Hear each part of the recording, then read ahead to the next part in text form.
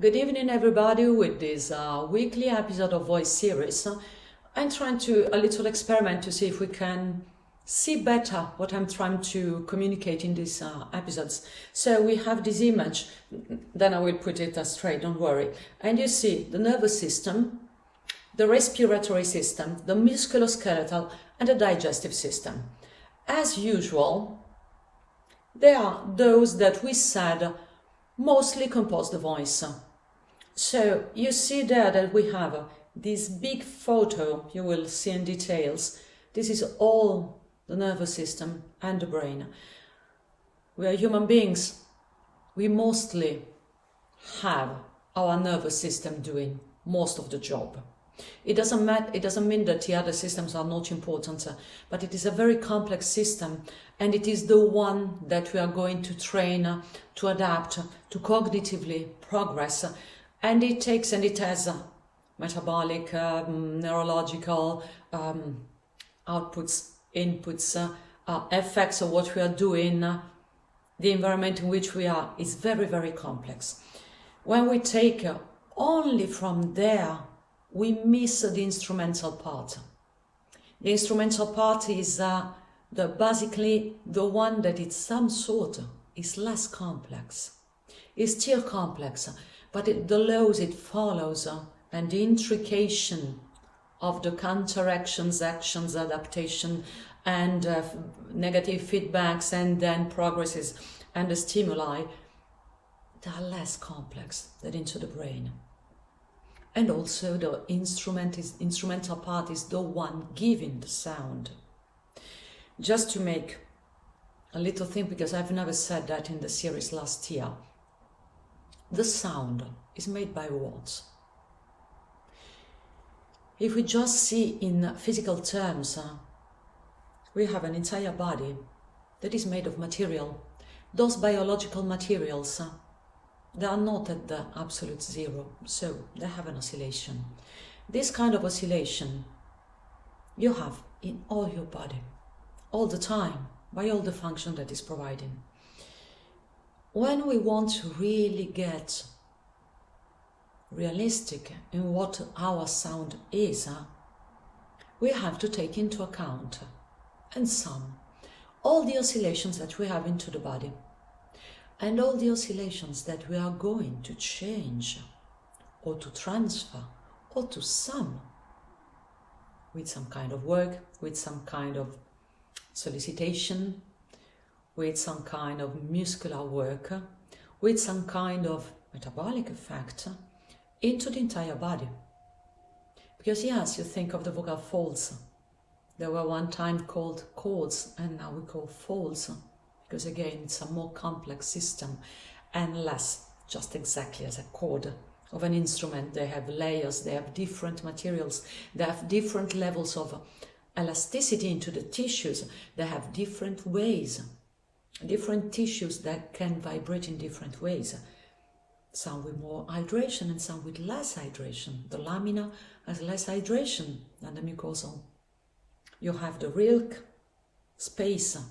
That is the one that when you smoke too much creates a problem into the pitch, and it takes down the pitch and it takes away some capacities into the sound production and the rhythm production and brilliance of the voice.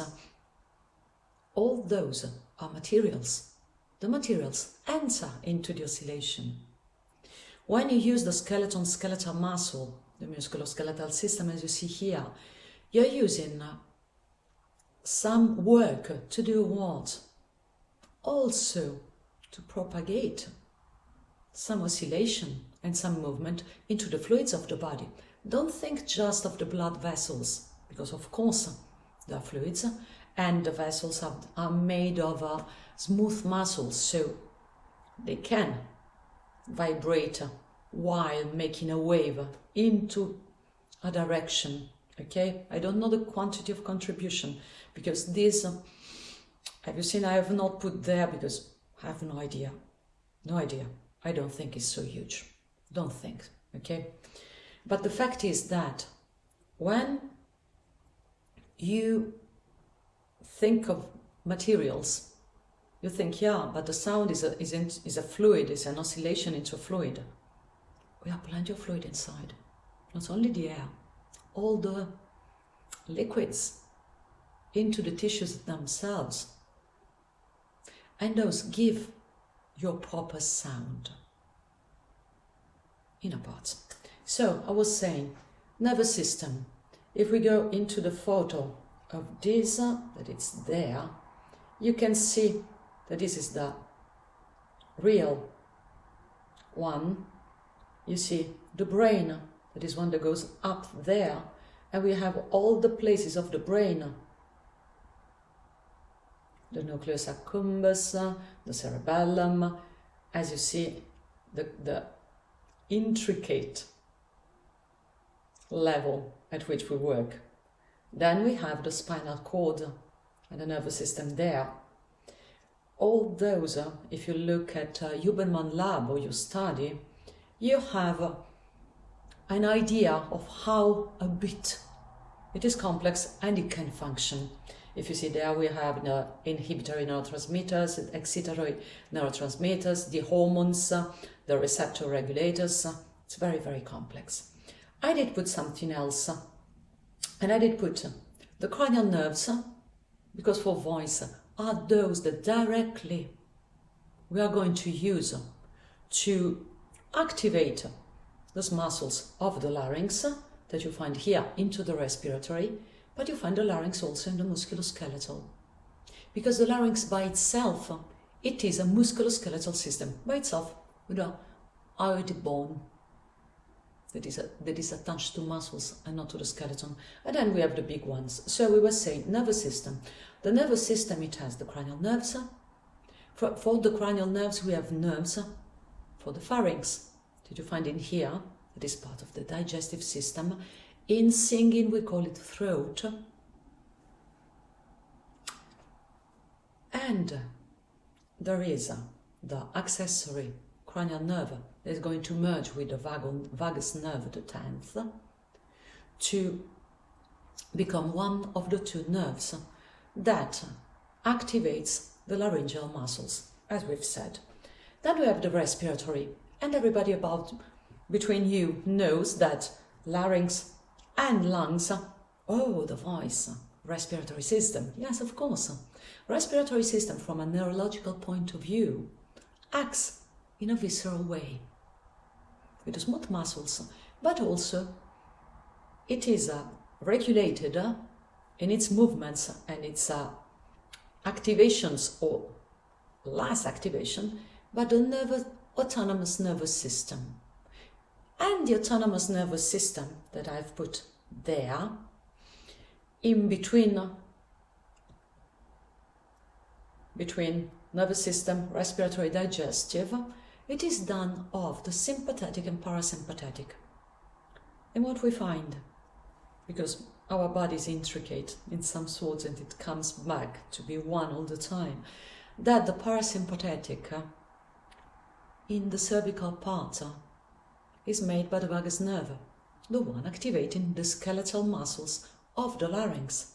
Two branches of the vagus nerve are going to activate motor control, because the vagus nerves, if you remember, it has afferent action for 80%, so it gives you information about all the organs to which is related until the colon, lungs, colon, digestive system, the heart, part of the ear, of course the larynx, and that many other parts is a very big nerve. And so it controls visceral and skeletal muscles. And when we sing, we use both. Okay? So, then we have the digestive. For the digestive, I will make you see a little in the next times, not today, the fact that certainly we have in the vocal tract, the vocal system if you want, so yeah, it's still correct, the pharynx muscles, which are digestive. Yeah, you have the air that comes through, but they have a digestive logic. And they are some of those kind of skeletal muscles activated and controlled by visceral logic. even if they're skeletal muscles, like the heart, and like the last part of the tongue, the back part of the tongue, the one going into your throat, and some other muscles like that. Then we have the musculoskeletal system, that is one we are going today to see a little bit more. That is my specificity, that is very generically used. There are many practices, but how really it works into the voice for me starts being quite precise. Not complete, of course, but quite precise. And I know that in that you really don't see the point. Okay? And as a musculoskeletal system, the larynx by itself, because, again, those systems, they have some specific logics, materials, and way of behavior. So, we start looking a little. You see, I told you the nervous system, and you have here the cranial nerves, the accessory, the vagus nerve, the respiratory with the larynx, the digestive. I put a couple of photos more because osteopaths know quite well that the visceral activity of our digestive system is quite important into all the well-being. And I have an hypothesis as an artistic hypothesis. I don't put science there. I really have no clue and no expertise, and I think I will never have, about the fact that we are going in some sort to change and to use those and to change all the informations that we have from what passes through for artistic reasons. Because again, I repeat, the digestive system is a tube. And it is not into the body. It is an outside body passing through the body and selectively filtrating what has to come into and what has not. And what comes into is not only nutrition, it's a lot of information. And we live for information. Our brain takes all the information it can. The vagus nerve gets to the brain and gives information. Chemical, biochemical, electrical.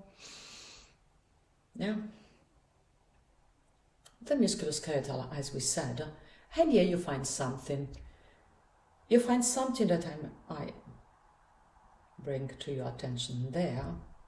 As we said, the sympathetic, parasympathetic, the respiratory, the digestive, the pharynx, the larynx, the skeletal muscle,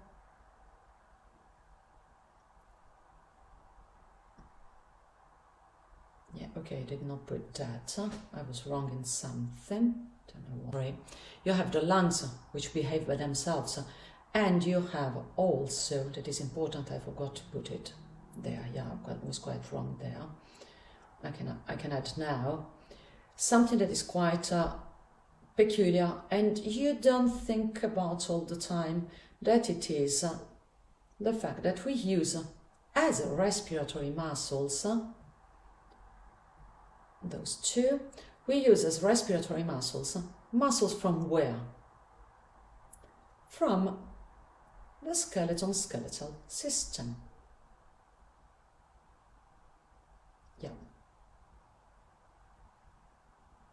So, this is one.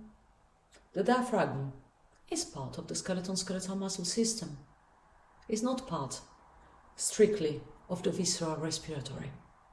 And when we want to control something, we have to control something with what effectively controls it. That is my point and why I'm taking you to separate those things. Because if you don't separate, you are not going to really understand what we are talking about. So, what I wanted to make you today, in those weeks, we are going to analyze into the practices and into the styles that you know, and into what Singer says, what bel canto says, what Cedric says. What are we doing in interrelation with those systems? But what I wanted to start looking together today, this great book, Kinetic control, the management of uncontrolled movement. It is a book of kinesiology. It is a book specialized in targeting something that I have quite the idea that you don't think our musculoskeletal system does. When I talk to you, when I talk to my students, when I talk to some other voice specialist, often I find the common idea, not in everybody of course, because some are very educated on that, but commonly for you looking at that, it is that the musculoskeletal system, all the muscles you have, you use them, you start running, you train with some forms, if you start knowing how we do not to hurt yourself in the gym from the last 10 years, it has come into the gym commonly. Fast fibers, slow fibers. Okay, so you want to sing, you say, okay, which are the muscles that I use for breathing? I'm going to use them directly, and your voice does not improve. Yes, a little. Yes, it can, but not completely. Not really. If you have some problems, you're not going to solve them. The thing is why?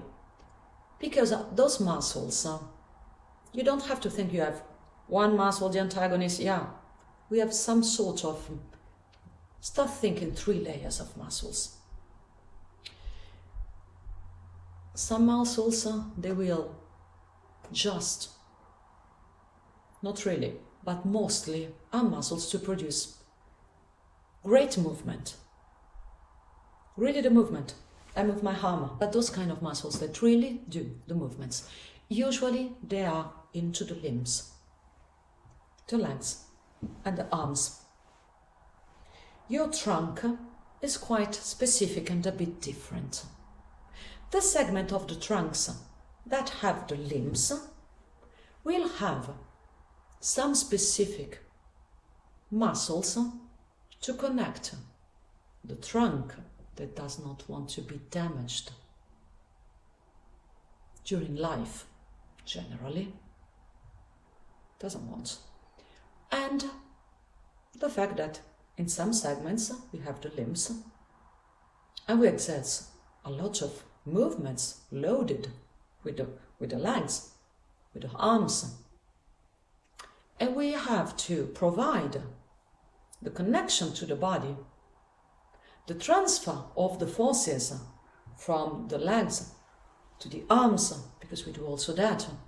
When you run the 100 meters, you use your arms to transfer some other strength and speed and force to your running. And to do that, we have a structure that is yet well evolved to do that in a very sophisticated way. To start being serious, I hope they don't mind, I'm going to put this table. This is a table from this book. Very informative, because it starts making you realizing that. Again, it's a simplification, because every muscle can provide some movement, some stability. Yeah, okay. But if we want to start understanding what exactly we do when we do something, those kind of categorization are very useful. And those kind of categorizations are going to say how we actually move, act, find the informations to move, act. Because the muscles, not only they provide the work, but they give you the information about. Otherwise you could not get more skillful in something. And they change their state with the work. But this is, we did last year a little. Here what I want you to say. Look at that. Local stability, muscle, role, strategy. I will let you look at that this week by yourself, because so we are going to really target some points next week.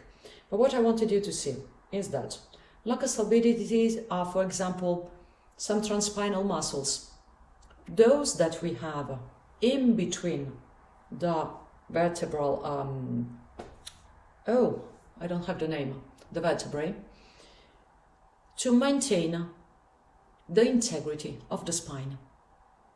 The spine can have movement, even a little bigger than what we think, without damaging itself. For those, it is plenty of different transpinal muscles. Those muscles, like the multifidi and the erector spinae, even when they're loaded, even when they're flexing, they're extending the column. Why? Because you don't want to damage it. How much they're going to extend? Very little. But when they extend, they are making the spine strong enough for what we have to do, and at the same time protected by the muscles themselves. Okay? And at the same time you have to think that we have the gravity. And the gravity has the tendency to shorten us and to make the vertebra closer one to the other. Some movements also.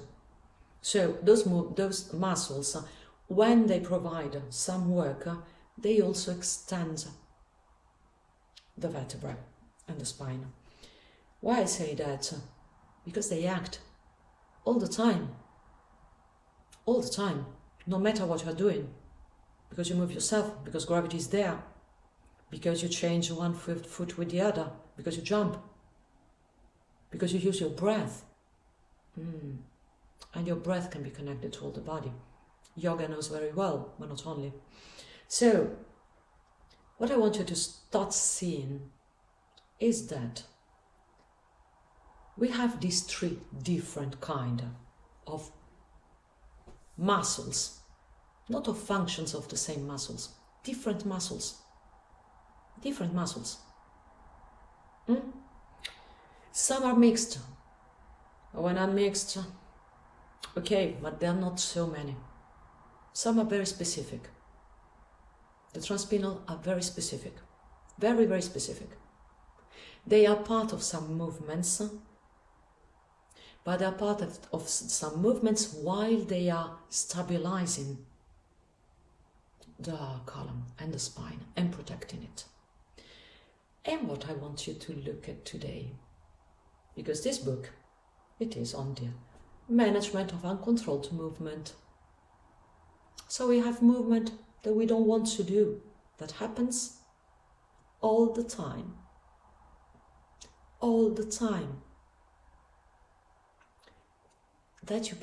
Some you can perceive it, some you can't. And why you can't? Because they're unconscious. I don't buy that much of unconscious, conscious thing. We can get we can jump in a little more scientific, a biologic thing. Some muscles, when they act, you don't feel them. You don't. You simply don't. I think that you feel when they are co-activated, because you very often, some providing a function you don't feel, the antagonist you feel it. Neurologically, you really feel that it is activating, but some you strictly don't feel. I want some of you write if you feel the muscles, not that you used to prepare jumping, with which you jump. Really, you feel the muscles with which you jump? Write me. Could be nice to know. Why I'm telling that? Because we have all the time some adaptation and some uncontrolled, not involuntary. We said in the past, involuntary. I corrected myself. It's one of the things on which I've corrected. What I would like you to see: local stability muscle strategy. Increase muscle stiffness to control segmental motion translation. So it controls that you don't get damaged while moving, while you get into a range of motion with a speed, with a load. controls the natural joint position. Yeah, that's why the transspinal, they all extend the column. There is not a transspinal that is going to shorten the column. Contraction, length change, does not produce range of movement. They stabilize. They just control the integrity of the structure.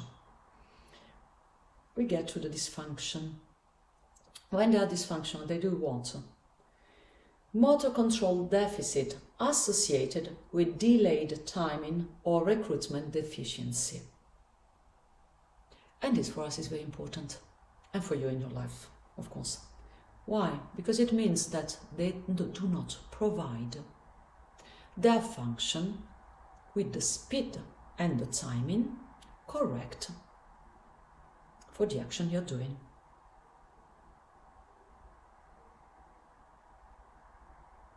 When the body is dead, since it is a biological system, biological systems behave and work by redundancy, you will have what we call the compensations.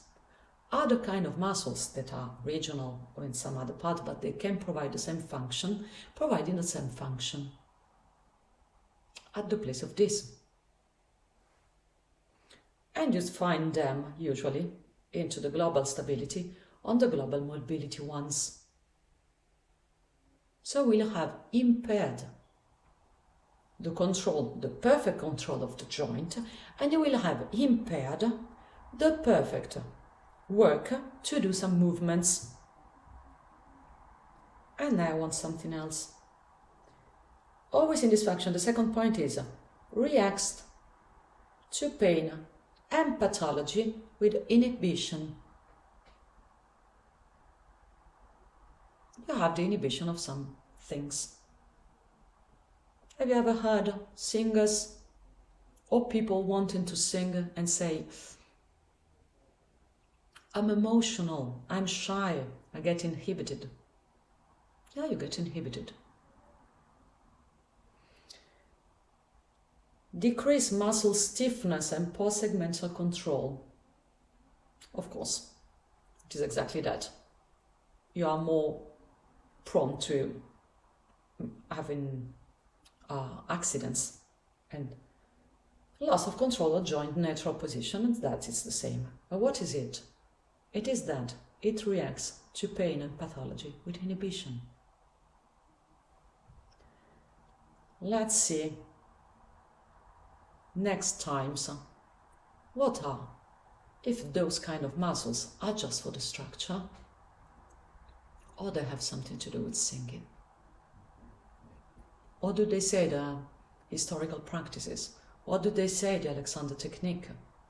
What does it say? All that we use to sing, or do we use some local stability muscles? See you next time.